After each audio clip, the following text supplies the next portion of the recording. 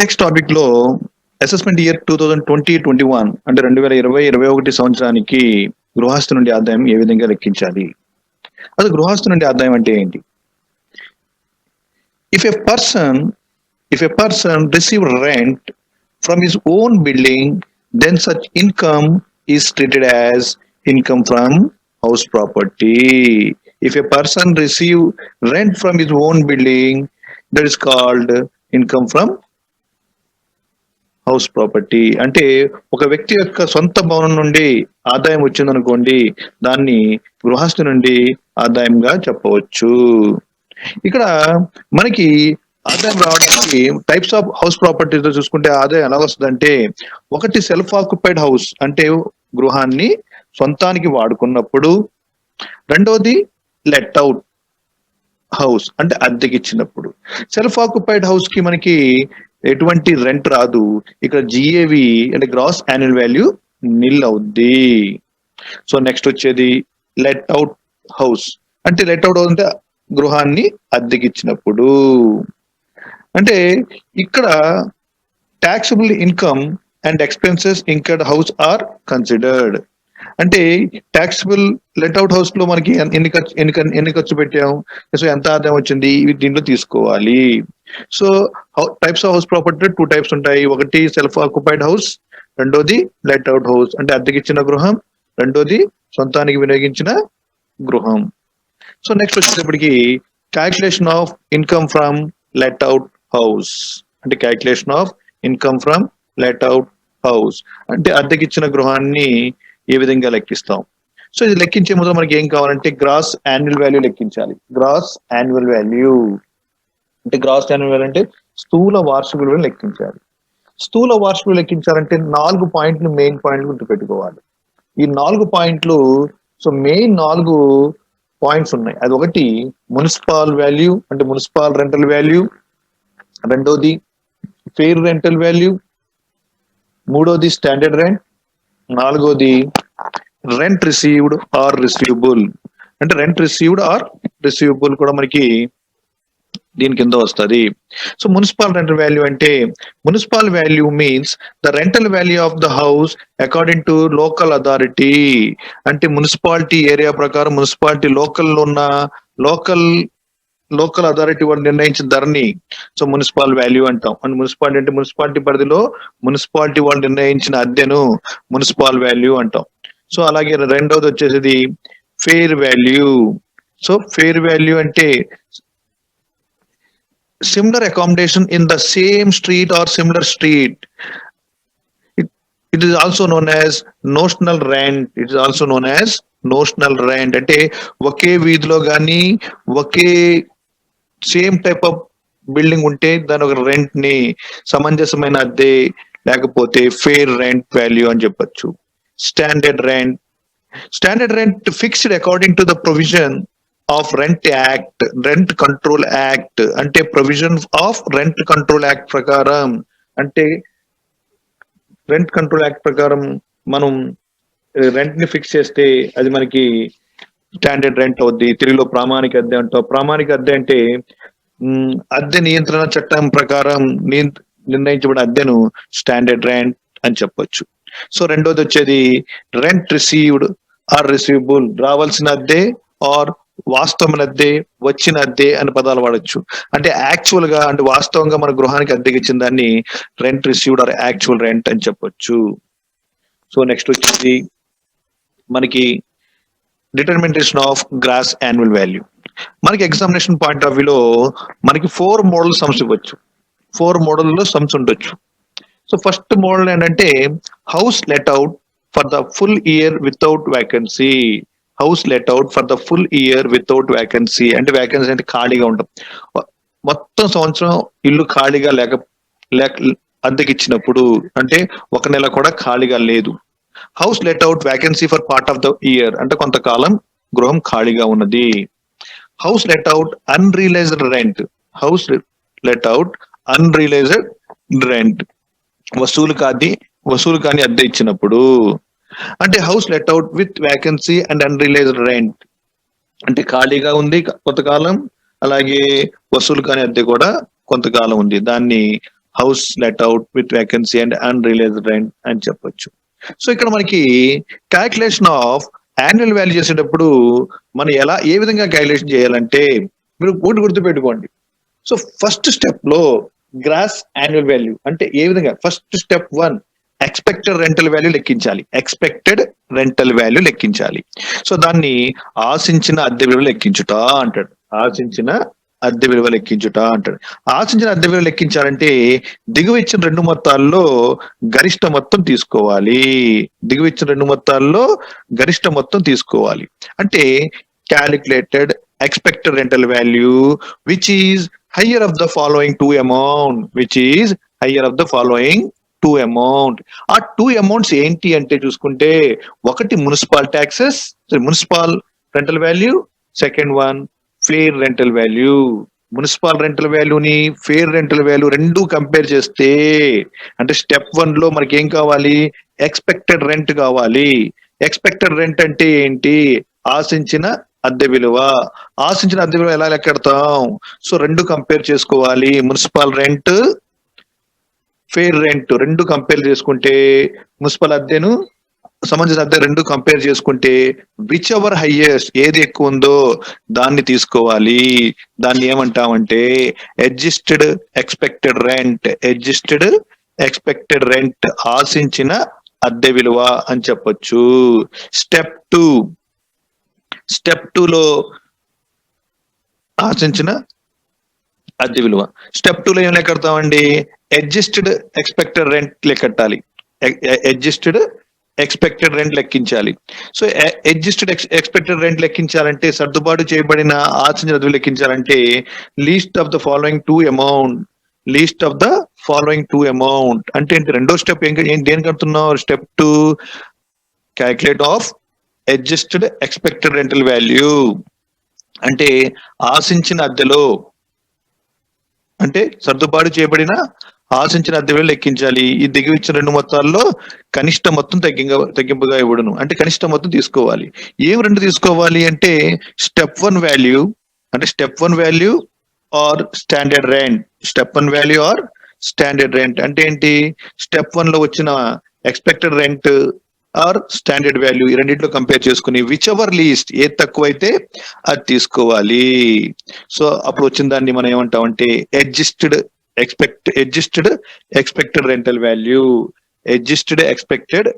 Value అంటే సర్దుబాటు చేయబడిన ఆశించిన అద్దె విలువ అని చెప్పొచ్చు. సో స్టెప్ 3 అంటే స్టెప్ 2 లో వచ్చిన వాల్యూ ప్లస్ యాక్చువల్ రెంట్ తో కంపేర్ చేసుకుంటే విచ్ ఎవర్ హైయెస్ట్ ఈ రెండింటిలో ఏది ఎక్కువ ఉందో చూసుకొని దాన్ని తీసుకోవాలి. అది మనకి గ్రాస్ యాన్యువల్ వాల్యూ అవుద్ది. అంటే స్టెప్ 3 లో ఏం చేస్తున్నాం? స్టెప్ 2 లో వచ్చిన వాల్యూని స్టెప్ యాక్చువల్ రెంట్ తో కంపేర్ చేసుకుని విచ్ ఎవర్ హైయెస్ట్ తీసుకుంటున్నావు దాన్ని ఏమంటాం? గ్రాస్ యాన్యువల్ వాల్యూ అంటాం. సో దీంట్లోంచి యాక్చువల్ రెంట్ లోంచి ఒకవేళ వేకెన్సీ లాస్ ఉన్నా అన్రిలీజ్డ్ రెంట్ ఉన్నా తీసేస్తాం. అంటే వసూలుగానే అద్దె ఉన్నా ఖాళీగా ఉన్న కాలానికి అద్దె ఉన్నా తీసేస్తాం. ఓకే, ఇది మనకి మెయిన్ టాపిక్. సో ఒక టాపిక్ మళ్ళీ చెప్తున్నాను. స్టెప్ 1 లో మున్సిపల్ వాల్యూకి సింపుల్ గా చెప్తుండండి. స్టెప్ 1 లో మున్సిపల్ వాల్యూకి ఫెయిర్ రెంటల్ వాల్యూ కంపేర్ చేసుకుంటాం. మున్సిపల్ అద్దెకు సమంజస అద్దెకు కంపేర్ చేసుకుని విచ్ ఎవర్ హైయెస్ట్ ఏది ఎక్కువ ఉందో దాన్ని తీసుకోవాలి.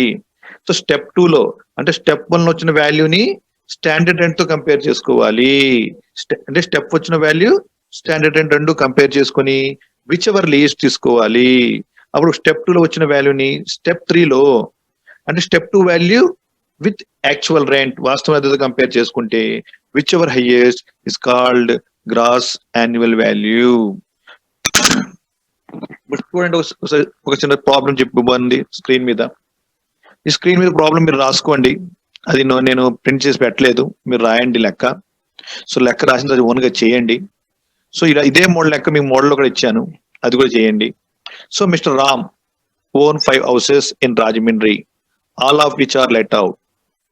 రామ్ కి 5 గృహాలు ఉన్నాయి రాజమండ్రిలో, అన్ని గృహాలు అద్దెకిచ్చాం. Ram own 5 houses in Rajahmundry, all of which are let out. Compute the gross annual value house from the information given below. అంటే దిగువ ఇచ్చిన సమాచారం నుండి స్థూల వార్షిక విలువను లెక్కించండి. సో మనకి ఏ లెక్కకైనా ఈ 4 పాయింట్లు కన్ఫర్మ్, 3 పాయింట్లు గ్యారంటీ ఇస్తాడు, 4గో పాయింట్ అని ఇస్తే ఇవ్వచ్చు. అంటే స్టాండర్డ్ రెంట్ అనేది లెక్క డిపెండ్ అయి ఉంటది. Municipal value, fair rent value, standard rent, annual rent. Municipal అద్దె, సమంజసమైన అద్దె, ప్రామాణిక అద్దె, వాస్తవమైన అద్దె.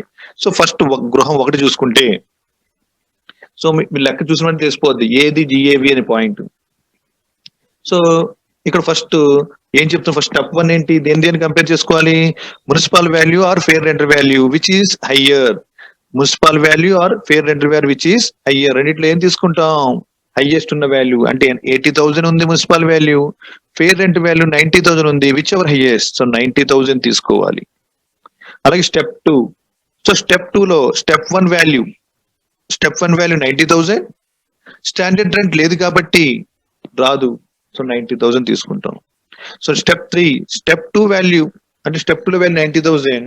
సో యాన్యువల్ రెంట్ ఎంత, 72,000, వాస్తవం అద్దె 72,000, whichever highest. So 90,000 highest ఉంది, so gross annual value 90,000. Gross annual value 90,000. So point ని చూడండి, జాగ్రత్తగా పాయింట్ చూడండి ఒక్కసారి. సో రెండో హౌస్ చూసుకుంటే 55,000, 60,000, 55,000, 60,000. ఈ మున్సిపల్ 55,000, ఫెయిర్ రెంటల్ వాల్యూ 60,000. ఈ రెండిట్లో ఏది ఎక్కువ ఉంది, సో 60,000 ఎక్కువ ఉంది, 60,000 ఎక్కువ ఉంది. సో స్టెప్ 1 లో highest value 60,000. So standard rent తో కంపేర్ చేసుకుంటే 60,000, 75,000. So 60,000, 75,000, which ever highest, which ever least, 75,000, which ever 60,000 least. So step 2 value 60,000.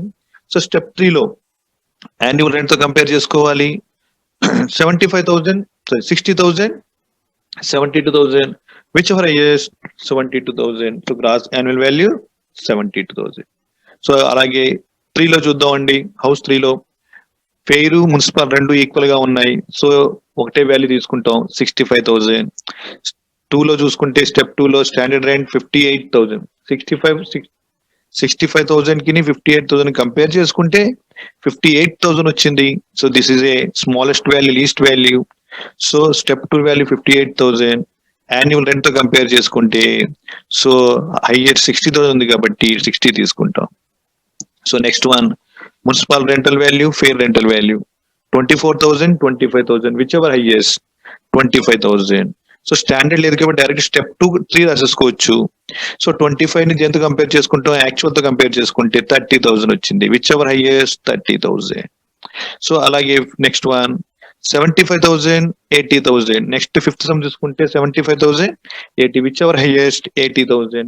80కి 78 compare చేసుకుంటే స్టాండర్డ్ రెంట్ తో కంపేర్ చేస్తే సో లీస్ట్ వాల్యూ 78,000 తీసుకుంటాం. సో 78,000 ని యాక్చువల్ రెంట్ తో compare చేసుకుంటే విచ్ ఎవర్ హైయెస్ట్, 72,000, 78,000. సో మనకి గ్రాస్ యాన్యువల్ వాల్యూ 78,000. సో ఈ ఒక్క సమ్ చేయడం వస్తే మీకు 10 మార్కులు చేతిలో ఉన్నట్టే. So next one, treatment of unrealised rent. Unrealised rent అంటే ఏంటి?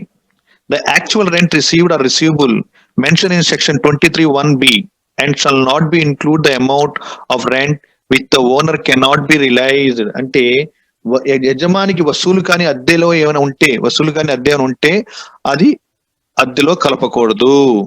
సెక్షన్ 23(1)(b) చెప్తుంది ఏంటంటే మనకి unrealized rent if any should be deducted from clause B or C section 23(1).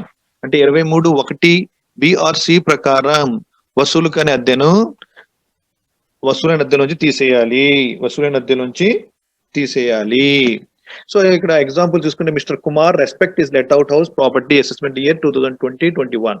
అంటే అసెస్మెంట్ ఇయర్ 2020-21 ఇచ్చాడు. సో మనకి ఇక్కడ ఇన్ఫర్మేషన్ దేని తీసుకోవాలండి, 19 and 20 తీసుకోవాలి. అంటే ఏ డేటా అయినా కూడా 19 and 20 తీసుకోవాలి తప్ప 19 and 20 అంటే ప్రీవియస్ ఇయర్ యొక్క ఇన్ఫర్మేషన్ తీసుకోవాలి. సో మనకి ఫస్ట్ చూడండి, మున్సిపల్ వాల్యూ ఉంది, ఫెయిర్ రెంటల్ వాల్యూ ఉంది, స్టాండర్డ్ రెంట్ లేదు, యాన్యువల్ రెంట్ ఇచ్చాడు. Unrealised rent of the previous year 2019 and 20 2,000 ఇచ్చాడు. 2019 and 20 ఎంత ఇచ్చాడండి, 2,000 ఇచ్చాడు. అంటే మనకి ప్రీవియస్ ఇయర్ యొక్క 2,000 రూపీస్ అన్రియలైజ్డ్ రెంట్ అంటే ఏలో ఇచ్చాడు. అలాగే బి హౌస్ చూసుకుంటే 50,000, 52,000, 51,000 అంటే 50 ఏమో మున్సిపల్, 52 ఏమో fair rent, standard rent 51,000, annual rent 48,000, unreleased rent 2019 and 20 2,000, 2018 and 19 లో కూడా అన్రిలీజ్డ్ రెంట్ 1,000 ఉంది. అంటే మనకు ఓన్లీ ప్రీవియస్ ఇయర్ ఇన్ఫర్మేషన్ తీసుకోవాలి కానీ ఇంక పాత ఇన్ఫర్మేషన్ అంటే ఇంకా లాస్ట్ ప్రీవియస్ ఇన్ఫర్మేషన్ తీసుకోకూడదు కాబట్టి so only last year information తీసుకుంటాం. అంటే 2019 and 20 యొక్క ఇన్ఫర్మేషన్ మాత్రమే తీసుకోవాలి. సో మనకి హౌస్ ఏ చూసుకుంటే మున్సిపల్ రెంట్ కి ఫేర్ రెంట్ కి కంపేర్ చేసుకుంటే విచ్ ఎవర్ హైయెస్ట్ అండి 52,000 హైయెస్ట్. అంతే కదా, మున్సిపల్ 50,000, ఫేర్ రెంట్ ఏమో 52,000, whichever highest 52,000 highest. So దాన్ని దేంతో కంపేర్ చేసుకోవాలి, స్టాండర్డ్ రెంట్ లేదు కాబట్టి 52,000 వచ్చింది. సో దాన్ని యాన్యువల్ రెంట్ తో కంపేర్ చేసుకుంటే యాన్యువల్ రెంట్ 48,000. ఈ 48,000 లో 2,000 రూపీస్ తీసేసి అంటే 46,000 వచ్చింది. So 52,000, 46,000 whichever highest. So 52,000 తీసుకోవాలి. So gross annual value is 52,000. So next B. So B house చూసుకుంటే హైయెస్ట్ రెండు మున్సిపల్ ని ఫేర్ ని కంపేర్ చేసుకుంటే 50,000, 52,000 whichever highest. So 52,000. So standard rent తో కంపేర్ చేసుకుంటే whichever least 58,000. So actual rent అంతా 48,000, unreleased rent తీసేస్తే 46,000 అవుతుంది. యాక్చువల్ రెంట్ లోంచి అన్రిలీజ్డ్ రెంట్ అంటే వసూలు కానీ అద్దె తీసేస్తే అంటే వాస్తవ అద్దెలోంచి వసూలు కానీ అద్దె తీసేస్తే 46,000 వచ్చింది. అంటే 51,000, 46,000 రెండు కంపేర్ చేసుకుంటే whichever highest 51,000. So gross annual value 51,000 వచ్చింది. ఇక్కడ ఎప్పుడు కూడా the unreleased rent of earlier year is not to be considered, those number of deduction is to be given. అంటే ఎర్లియర్ అన్రిలీజ్డ్ రెంట్ తీసుకోకూడదు. చూడండి, calculation of income from let out house property అంటే గృహస్థు నుండి ఆదాయం లెక్కించడం. దాని ఒక ఫార్మేట్ చూద్దాం. సో దాని ఒక ఫార్మేట్ చూసుకుంటే the first format gross annual value. మరి గ్రాస్ యాన్యువల్ వాల్యూ మీకు కట్టడం వచ్చేసింది, మీకు చెప్పాను. గ్రాస్ యాన్యువల్ వాల్యూ ఎలా కట్టాలో మీకు చెప్పాను. ఎలా చెప్పాను, municipal value fair value compare చేసుకోవాలి. కంపేర్ చేసుకుని విచ్ ఎవర్ హైయెస్ట్ తీసుకుంటే వచ్చింది ఎక్స్పెక్టెడ్ రెంటల్. దాన్ని దేంతో కంపేర్ చేయాలండి, స్టాండర్డ్ రెంట్ తో కంపేర్ చేసుకోవాలి. Which ever highest, which ever least చూసుకోవాలి. దాని తర్వాత దేంతో కంపేర్ చేసుకోవాలి, యాక్చువల్ రెంట్ తో కంపేర్ చేసుకోవాలి. వచ్చింది gross annual value. So first gross annual value వేసుకోవాలి. సో దాని తర్వాత మున్సిపల్ ట్యాక్సెస్ తీసేయాలి. మున్సిపల్ ట్యాక్సెస్ అంటే మున్సిపాలిటీ నిర్ణయించిన ఏ ట్యాక్స్ అయినా మున్సిపల్ ట్యాక్స్ అవుతాయి. ఆ మున్సిపల్ ట్యాక్సెస్ తీసేయాలి. ఇక్కడ మున్సిపల్ ట్యాక్సెస్ ఓన్లీ ఓనరే పేమెంట్ చేయాలి. మున్సిపల్ ట్యాక్సెస్ అనేది ఓనర్ పేమెంట్ చేసింది తీసేయాలి. అంటే యజమాని చెల్లించినదే తీసుకోవాలి, యజమాని చెల్లించిందే తీసేయాలి. యజమాని చెల్లించిన పన్నుల్ని తీసేయాలి. అలాగే municipal taxes are due but not paid then due amount is not deducted from the gross annual value. ఏదైనా ఈ ప్రతి సంవత్సరం చెల్లించని మున్సిపల్ పన్ను ఉంటే అది కూడా మనం తీయకూడదు, చెల్లించిన తర్వాతే తీసేయాలి. అది గుర్తుపెట్టుకోండి.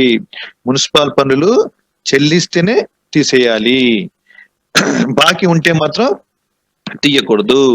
అలాగే అడ్వాన్స్ మున్సిపల్ ట్యాక్సెస్ పేమెంట్ చేస్తే అడ్వాన్స్ మున్సిపల్ ట్యాక్సెస్ అంటే ఏంటి, ముందుగా చెల్లించిన మున్సిపల్ పన్నులు అవి కూడా తీయకూడదు, ఓన్లీ కరెంట్ ఇయర్ మున్సిపల్ పన్నులే తీసేయాలి.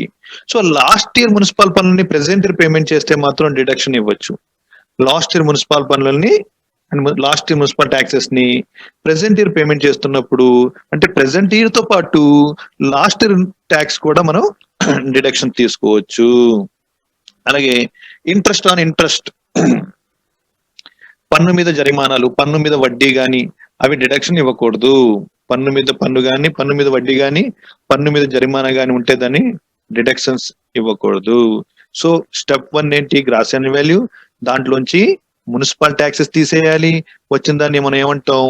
నెట్ యాన్యువల్ వాల్యూ అంటాం. నెట్ యాన్యువల్ వాల్యూ అంటాం. నెట్ యాన్యువల్ వాల్యూలో నికర వార్షిక విలువ అని చెప్తాం. ఈ నికర value less deduction 24, deduction 24 section 24 ప్రకారం తగ్గింపులు. సో డిడక్షన్ తగ్గింపులు ఏమున్నాయి మనకి? Net annual 30% of net annual value section 24A ప్రకారం ప్రామాణిక తగ్గింపు. Net annual standard deduction 30% of standard deduction ప్రామాణిక తగ్గింపుపై ప్రామాణిక తగ్గింపు 24A అంటే 30% ఇస్తాడు. నెట్ యాన్యువల్ వాల్యూ పైన 30% అంటే నికర వార్షిక విలువ పైన 30% తగ్గింపు వస్తుంది. ఇదే నెగిటివ్ వాల్యూ ఉంటే మాత్రం డిడక్షన్ రాదు, చేయకూడదు. Net annual value negative value ఉంటే అంటే మైనస్ వాల్యూ ఉంటే మాత్రం మనం 30% కట్టక్కర్లే. సో నెక్స్ట్ వచ్చేది interest borrowed capital. Interest borrowed capital అంటే మనం అప్పుపై వడ్డీ మనం లోన్ తీసుకున్నాం అనుకోండి, ఆ లోన్ పై చెల్లించిన వడ్డీ మనకి తగ్గింపు వస్తుంది. లోన్ పై చెల్లించిన వడ్డీ మన తగ్గింపు వస్తుంది. ఈ లోన్ పై చెల్లిన వడ్డీ మనకి సెక్షన్ 24B సెక్షన్ 24B ప్రకారం గృహ నిర్మాణం కోసం కానీ, అంటే గృహ మరమ్మతుల కోసం కానీ, గృహం పునర్నిర్మాణం కోసం కానీ, గృహం కొనుగోలు కోసం కానీ మనం అప్పు చేస్తే దానిపైన వడ్డీ మనకి తగ్గింపు వస్తుంది.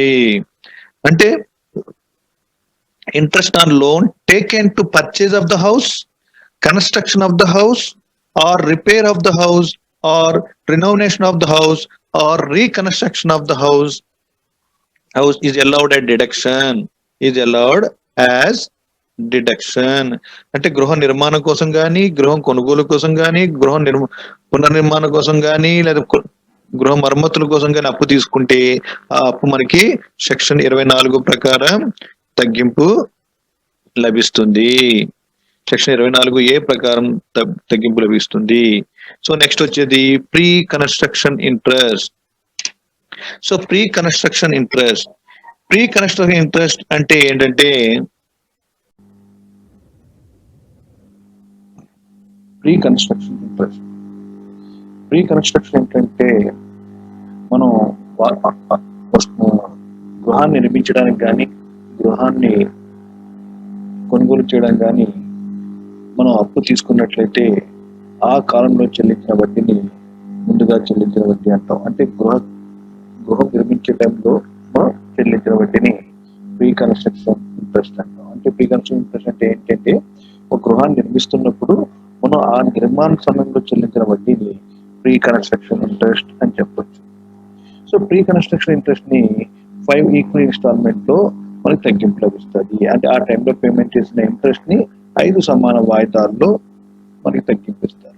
అది కూడా కంప్లీట్ అయిన తర్వాత 5 సంవత్సరాలు. అంటే ఎప్పుడైతే మనం హౌస్ ని కంప్లీట్ చేస్తామో అక్కడి నుంచి 5 years లోగా మనం మనకి ఈ ఇన్స్టాల్మెంట్ అనేది తగ్గింపు వస్తుంది.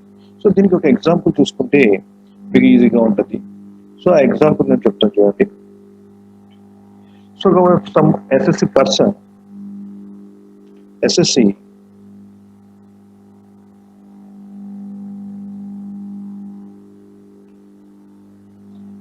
ఏం చేశాడంటే హెచ్డిఎఫ్సిలో at the rate of 12% చొప్పున 1,80,000 రూపీస్ లోన్ తీసుకున్నాడు. 1,80,000 రూపీస్ అంటే హెచ్డిఎఫ్సిలో 1,80,000 రూపీస్ లోన్ తీసుకున్నాడు. So the rate of interest 12%. So the building ఎప్పుడు స్టార్ట్ చేశాడంటే, బిల్డింగ్ అంటే కన్స్ట్రక్షన్ స్టార్ట్ చేసింది. కన్స్ట్రక్షన్ స్టార్ట్ చేసింది స్టార్టింగ్ డేట్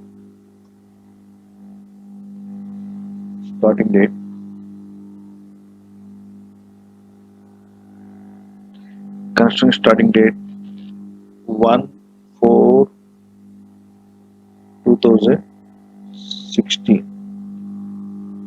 1/4/2016.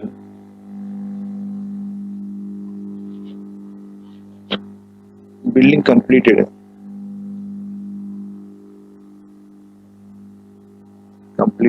on 2/4/2018. అంటే హెచ్డిఎఫ్సి బ్యాంక్ లో మనం 12% చొప్పున 1,80,000 లోన్ తీసుకున్నాం. కన్స్ట్రక్షన్ డేట్ ఏమో 1/4/2016. So completed on 2/4/2018. సో ఇప్పుడు మనం ఒక చిన్న doubt. So present assessment year so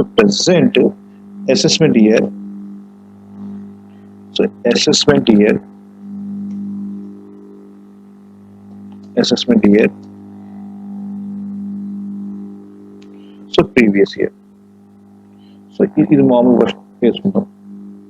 so present assessment year 2020 - 21 అంటే అసెస్మెంట్ ఇయర్ 2021.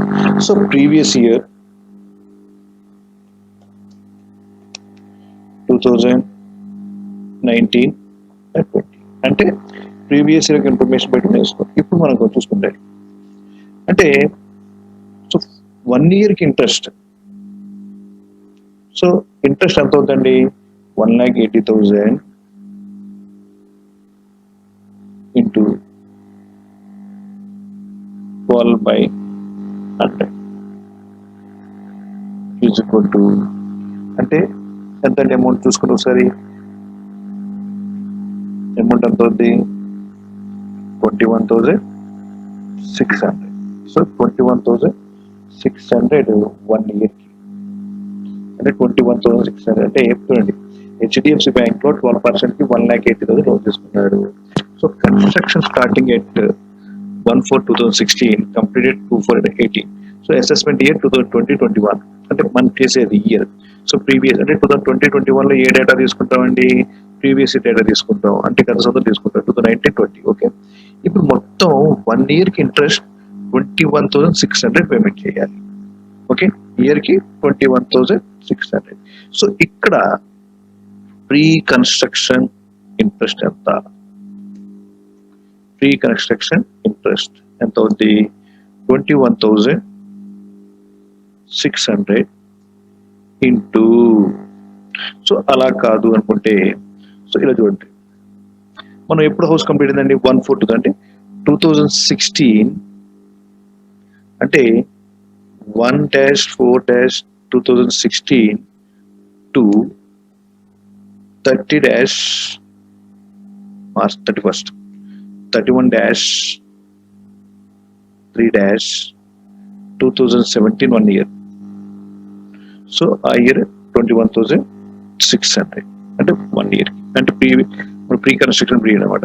అలాగే 1-4-2017 to 31st-3-2018 కి 21,600 అంటే 1/4/2016, 31/3/2017 కి ఒక ఇయర్ అయింది 21,600.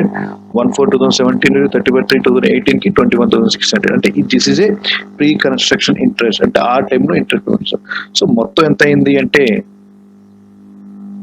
43,200. సో మొత్తం అమౌంట్ టోటల్ అమౌంట్ ఎంత అయిందంటే టోటల్ అంటే pre construction interest total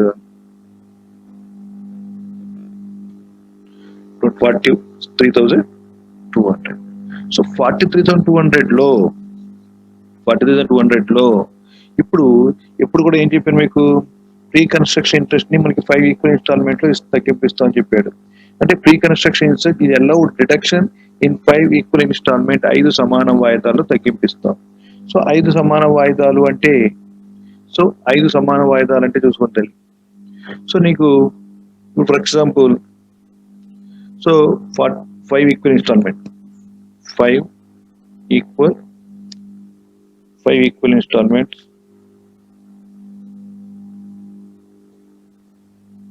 5 equal installments equal to, so 43,200 by 5 equal to ఎంతండి 8,640.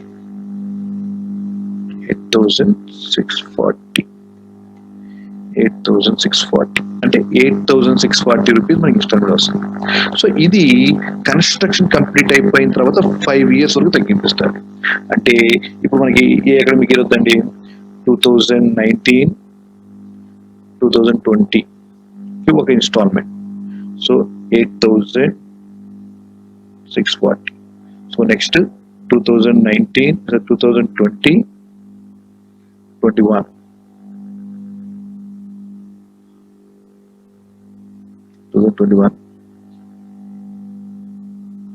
8,640.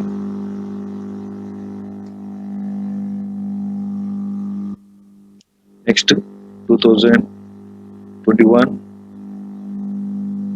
22, 8,640. 2022, 23, 8,640. 2023, 24,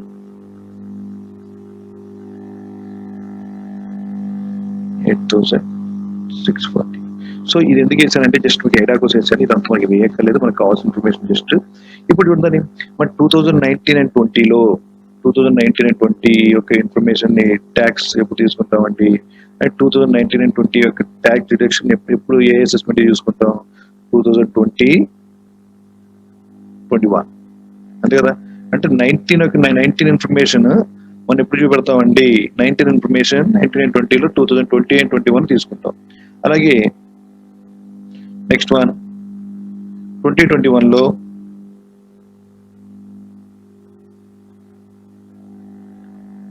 2021, 21, 22 తీసుకుంటాం. సో ఇక్కడ చూడండి మనం ఏ ఇయర్ తీసుకోవాలంటే 19 and 20 మనం తీసుకోవాలి. సో అంటే మనకి ఇన్స్టాల్మెంట్ ఏంటి, మొత్తం 8,640 రూపీస్ 19 and 20లో ఒక ఇన్స్టాల్మెంట్ తగ్గిపోతుంది, అంటే ఆ ప్రీవియస్ ఇయర్లోది. అలాగే 2021లో 8,640, 2021లో 22,000, 2022, 23లో 8,640, అలాగే 23, 24లో ఒకటి. అంటే 19 and 20ది ఎంత అమౌంట్, 8,640 రూపీస్ మనకి తగ్గిపోతుంది. సో దాంతో పాటు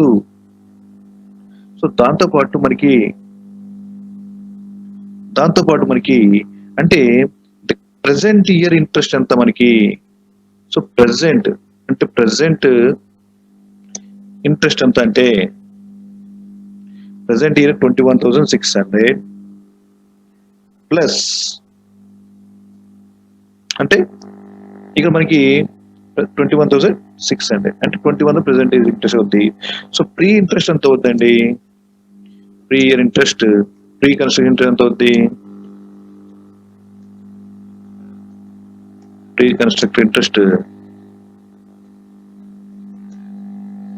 8,640. సో ఇక్కడ చూసుకోండి మెయిన్. సో 1 ఎగ్జాంపుల్ చెప్పాను, జస్ట్ ఇది ఎగ్జాంపుల్ మాత్రమే. హెచ్డిఎఫ్సిలో 1,80,000 లోన్ తీసుకున్నాం 12%.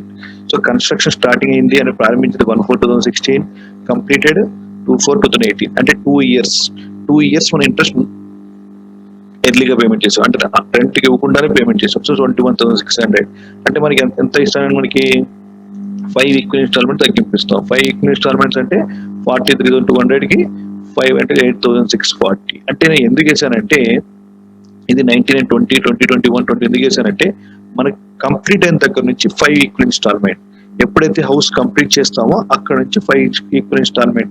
సో అది మనకి ఇయర్కి వస్తుందా లేదా చూసుకోవాలి, మన అసెస్మెంట్ ఇయర్కి వస్తుందా లేదా చెక్ చేసుకోవడానికి ఇది వేసాను. సో మనం ఏ ఇయర్ పేమెంట్ చేస్తున్నాం, 2020, 21 అంటే 2020, 21లో మనం ఎంత అంటే 19 and 20 పేమెంట్ చేస్తున్నాం. సో 8,640. సో 8,640. సో ప్రెసెంట్ అలాగే కరెంట్ అసెస్మెంట్ ఇయర్ది 21,600. రెండు కలిపి వేసుకోవచ్చు, రెండు విడివిడిగా వేసుకోవచ్చు. రెండు కలిపి వేసుకుంటే ఇంట్రెస్ట్ ఆన్ లోన్ అని చెప్పి 21,600 ప్లస్ 8,640 చూపించవచ్చు. సో దాని తర్వాత చూసుకుంటే మనకి సో కన్స్ట్రక్షన్ అయిపోయింది. సో కన్స్ట్రక్షన్ అయిపోయిన తర్వాత మనకి చెప్పాను. సో కన్స్ట్రక్షన్ అంటే ఏం చెప్పాను? So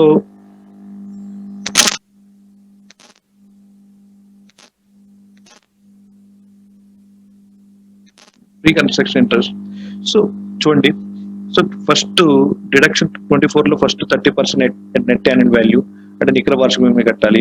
so interest on borrowed capital రెండు and pre construction interest 24B రెండు కలిపి వేసుకోవచ్చు, లేదు విడివిడిగా వేసుకున్న ప్రాబ్లం లేదు.